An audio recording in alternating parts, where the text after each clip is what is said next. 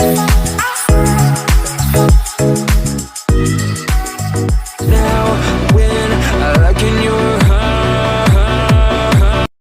mga basic skills na kailangang matutunan sa basketball ay shooting. Sunod ay pagdi-dribble o dribbling. Next is pagpapasa at pagsalo ng bola. At para naman sa parehong offense at defense ay rebounding. At para sa defensive skills ay ang blocking at stealing. Nice. So explain ko lang, yung mga unang video is mga technical skill or yung mga basic fundamentals ng basketball. So susunod na mga video is papakita naman natin kung ano yung mga technical skills sa mga decision making sa loob ng court. So, let's go! So una is pick and roll. Syempre, kailangan mo ng pick or screen galing sa kampi mo. Then yung nag-screen sa'yo is tatakbo sa ilalim para maka-gain ng puntos or easy points kasi medyo malilibre siya. Next is cutting or kailangan mag-slash sa mid para maiwan yung kalaban mo. Dito is mabilis na movement para maiwan mo or magkaroon ka ng space para makatira ng ayos. Next is isolation or i-clear out nyo yung court para makadiskarte yung may hawak ng bola at kailangan mismatch yung may hawak ng bola at yung bantay niya. Next is drop pass. Kadalasan to sa mga big man dahil sa advantage sila na malakas sila at madali silang maka-score sa ilalim. So, easy basket. Basketball was invented. Basketball began with its invention in December 1891 in Springfield, Massachusetts, by Canadian physical education instructor James Naismith as a less injury-prone sport than football. He was a 31-year-old graduate student when he created this indoor sport because he wants to keep his athletes indoors during the winters.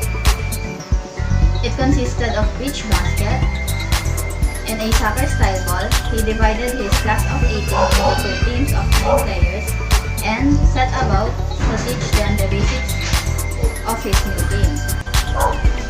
The objective of the game was to throw the basket into the fruit baskets nailed to the lower railing of the gym balcony.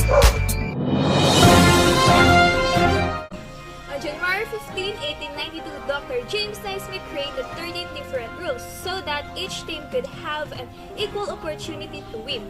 As time passed by, the rules of basketball changed, such as approving of the committee to consider adding 3 balls. In the year 1893, the background of the ring was invented. 1906, pitch baskets were replaced by metal basket with holes in the bottom. In the year 1930, a hoop with a net was invented so the basketball could fall freely to the ground. On March 11, 1893, the first public basketball game was played in Springfield, Massachusetts. And January 18, 1896, first ever college basketball game was played when the University of Iowa invited student athletes from the University of Chicago for an experimental game. Poor Cinderella, she wants to play basketball but she doesn't have the most important equipment and gear to play the sport. Then suddenly, her fairy godmother show up. "Do you want to play basketball?" she asked. Cinderella replied, "Yes, I want to play basketball." Her fairy godmother took something out of her pocket and said, "Let me make haste and help you, my dear." She gave Cinderella a complete jersey, shoes, socks, and ball. In Referee, we also have board and basket, scoreboard and timer, clipboard for coaches, white t-shirt and whistle for referees, and many more. We got everything for you. Just visit referee.com.ph/basketball. Just few clicks and you'll have your basketball equipment and gear. Remember the most important thing, it's 3 words and 9 letters. Add to cart. Thank you very much.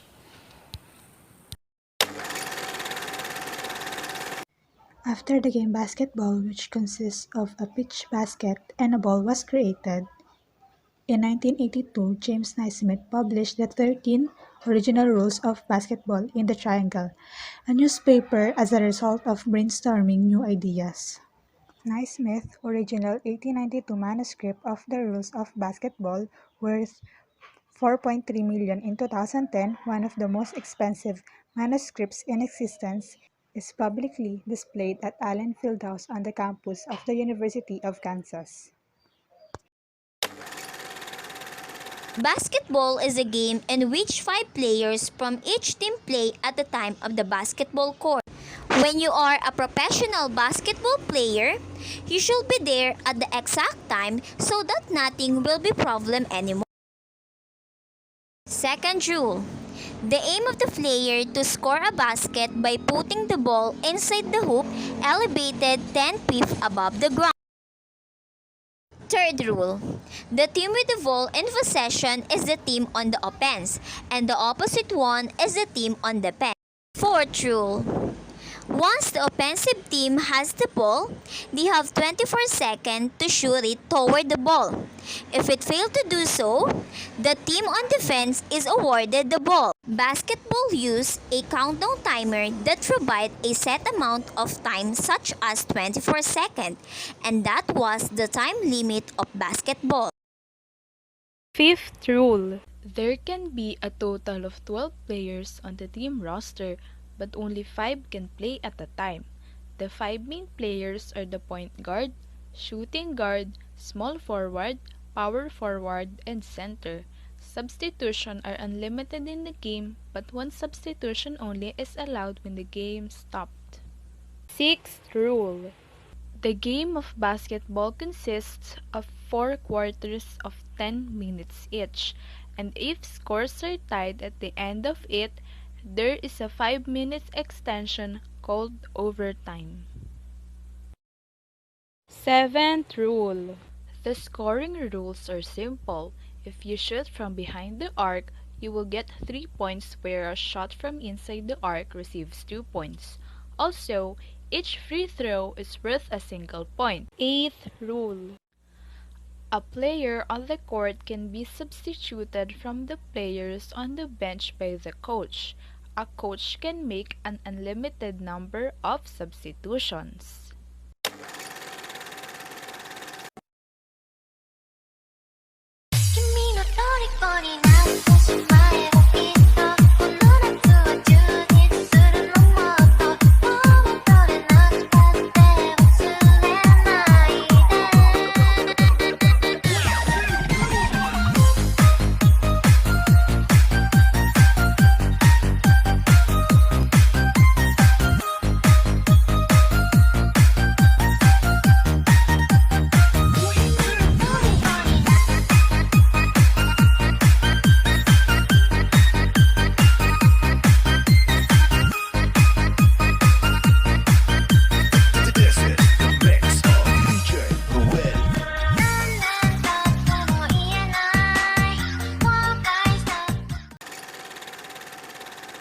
I will be going to discuss the court and dimension of the basketball court.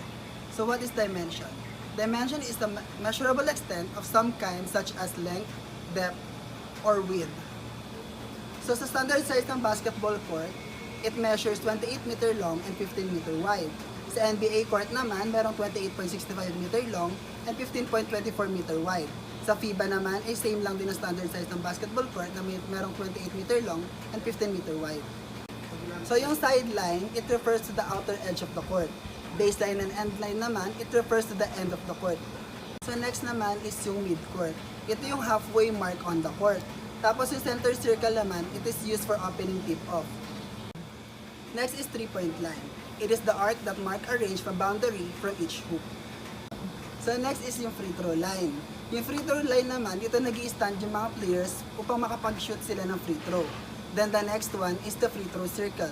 Dito naman, ito yung kailangan magstay ng players inside the circle para makapag-shoot din ng free throw.